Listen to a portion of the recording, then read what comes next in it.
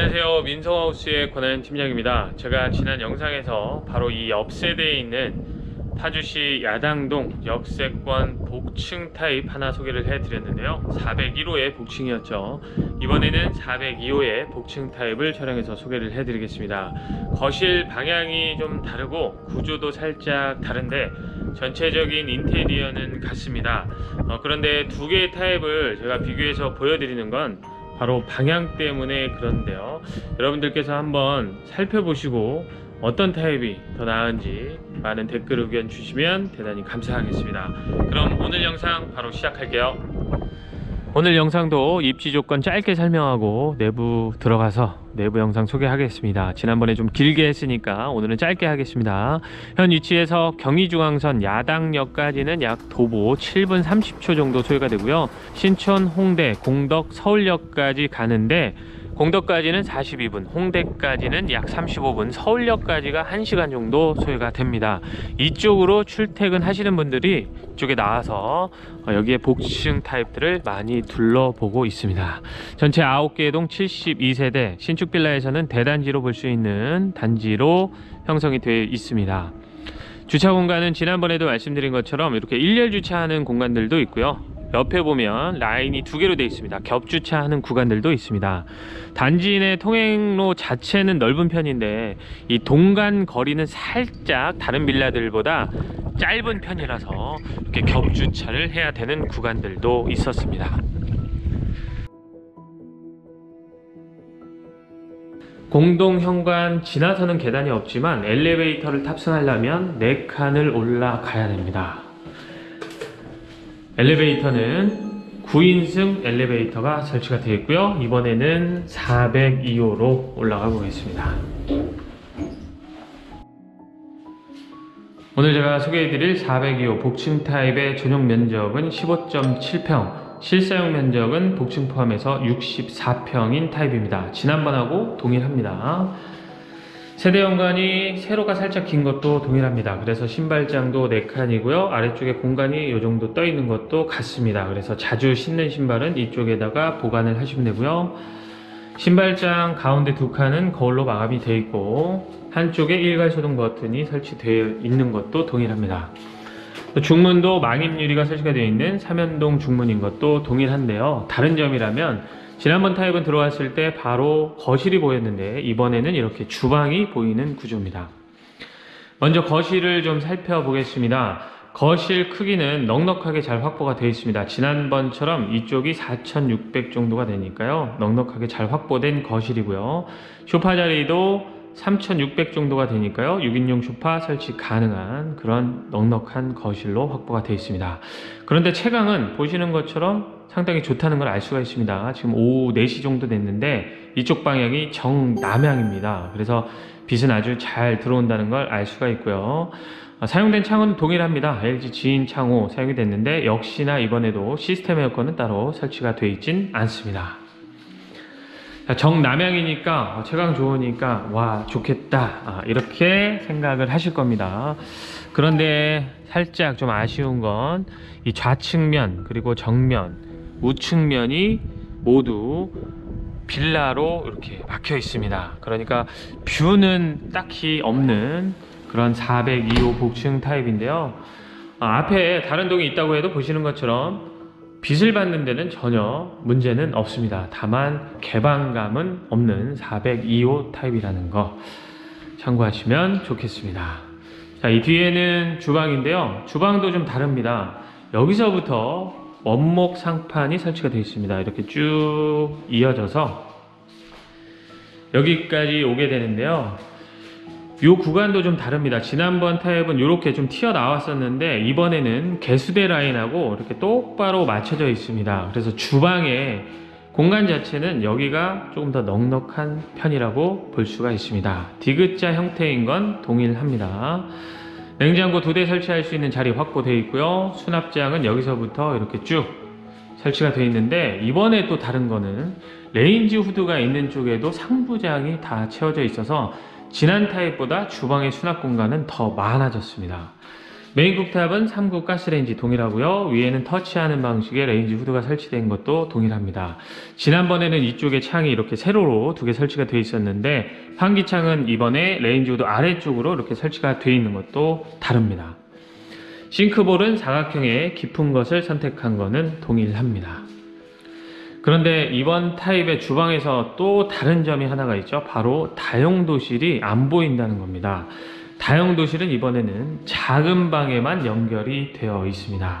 여기가 아래층의 작은 방인데요. 지난번에 작은 방하고 크기는 거의 같습니다. 여기를 통째 드레스룸으로 사용을 하시거나 아이들 방으로 사용을 하시면 좋을 것 같은 크기고요. 말씀드린 것처럼 작은 방 안쪽으로 해서 다용도실이 만들어져 있습니다. 크기는 지난번 타입하고 거의 동일합니다. 여기를 세탁실 전용 공간으로 쓰시면 좋을 것 같습니다. 설치를 하고 남는 공간은 내부에 분리수거함을 설치해서 사용을 하시면 좋겠죠. 지난번에는 작은 방에서도 연결이 되어 있었고 주방 옆으로도 연결이 되어 있었는데 이번 타입은 작은 방 안쪽에 다용도실이 있습니다. 주방 옆에는 별도의 다용도실이 없는 것도 지난번 타입이 개인적으로는 더 낫다라는 생각을 하게 만든 요인 중에 하나인 것 같아요. 채광은 좋지만 이런 소소한 것들을 봤을 때는 지난 타입이 조금 더 낫다라는 생각입니다.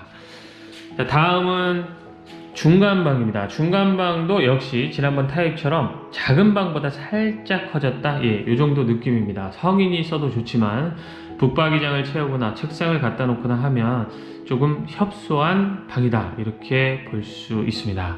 창은 양쪽으로 2개 만들어 놨는데 이게 좀 다른 점입니다. 반대편에 안방이 있습니다. 안방 크기도 지난번 복층 타입하고 거의 같습니다.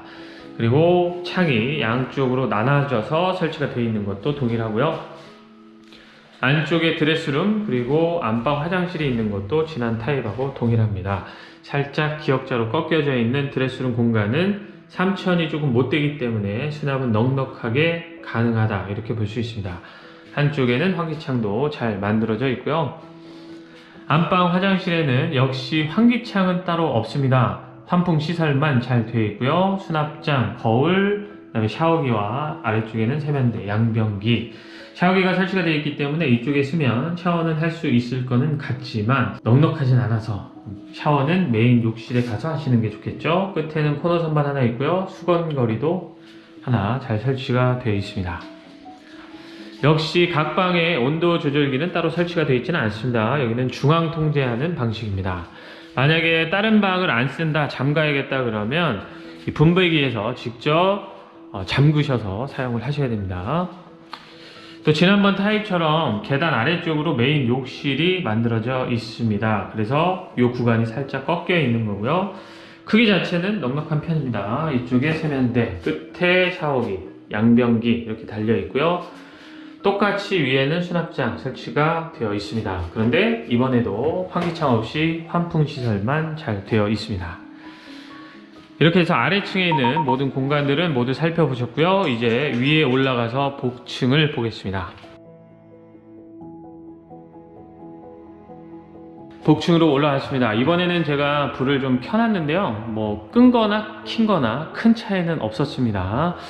자, 이번 복층도 분리가 되어 있지는 않습니다. 툭 터져 있었습니다. 자, 이 안쪽에 가서 전체적인 공간을 보여드리면 지난번 타입하고 똑같죠. 이렇게 툭 터져 있어서 여기를 가족실로 쓰거나 아이들의 놀이방으로 쓰거나 이러시면 좋을 것 같습니다.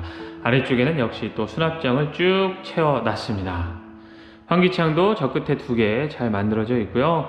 층고도 지난번하고 똑같습니다. 메인이 2m 20 정도 됐고요. 저쪽 끝쪽 창가 쪽으로 가도 1m 90이 넘었으니까 모든 공간을 성인이 다 서서 다닐 수 있고 사용할 수가 있습니다. 이 타입 복층 역시 복층의 난방은 전기 패널을 사용을 합니다. 또 한쪽에는 이렇게 보조 주방을 설치를 해 놨습니다. 짧긴 하지만 이런 공간이 하나가 또 이렇게 한쪽에 만들어져 있고요. 여기에 보조 쿡탑을 하나 설치를 하셔야 되는데 휴대용으로 설치를 하셔야 될 것 같습니다. 설치는 안 되어 있습니다. 작긴 하지만 개수대도 하나가 있는 보조 주방도 살펴보셨습니다. 자, 복층의 공간은 지난번 타입하고 크게 다르지 않습니다. 안쪽에 이렇게 욕실이 있는 것도 똑같고요. 환기창 잘 돼 있고 층고도 높아서 성인이 온전히 서서 쓸 수 있는 복층 욕실로 설계가 되어 있습니다. 저 끝에는 칸막이 샤워기는 없지만 샤워기 설치 잘 되어 있고요. 이쪽에 세면대, 이쪽에는 양변기, 이렇게 해서 공간이 제법 넉넉하게 잘 확보되어 있다, 이렇게 볼 수 있습니다. 위에는 수납장도 잘 만들어져 있는 복층의 욕실 공간까지 살펴보셨습니다. 자, 이제 마지막 테라스 공간을 보겠습니다. 이번에도 역시 끝에 가서 전체 크기를 보여드리겠습니다. 여기서부터 저 끝에까지 8,000이 넘고요.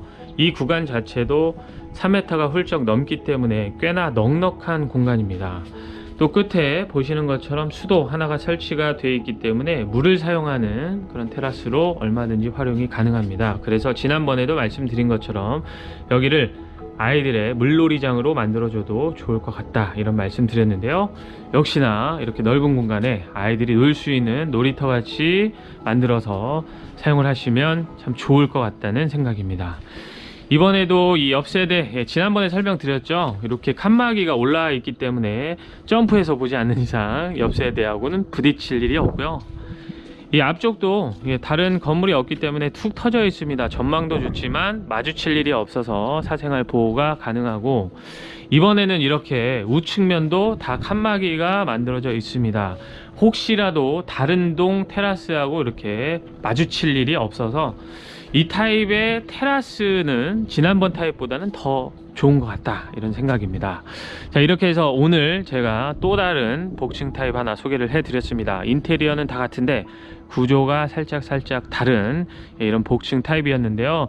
여러분들께서 보시기에는 어느 타입이 더 좋았는지 모르겠습니다. 저는 개인적으로 지난번에 소개해 드렸던 401호의 복층 타입이 전체적으로 더 좋다라는 생각이었습니다. 방향만 제외한다면 전체적인 구조는 지난번 타입이 더 좋다라고 생각했지만, 또 여러분들은 생각이 다르실 수 있겠죠. 그러니까 댓글로 많은 의견 부탁드린다는 말씀 드리면서 오늘 영상 마치도록 하겠습니다. 저는 또 다음 현장에서 다시 인사드리겠습니다. 오늘도 제 영상 시청해 주신 많은 분들께 감사하다는 말씀 드립니다.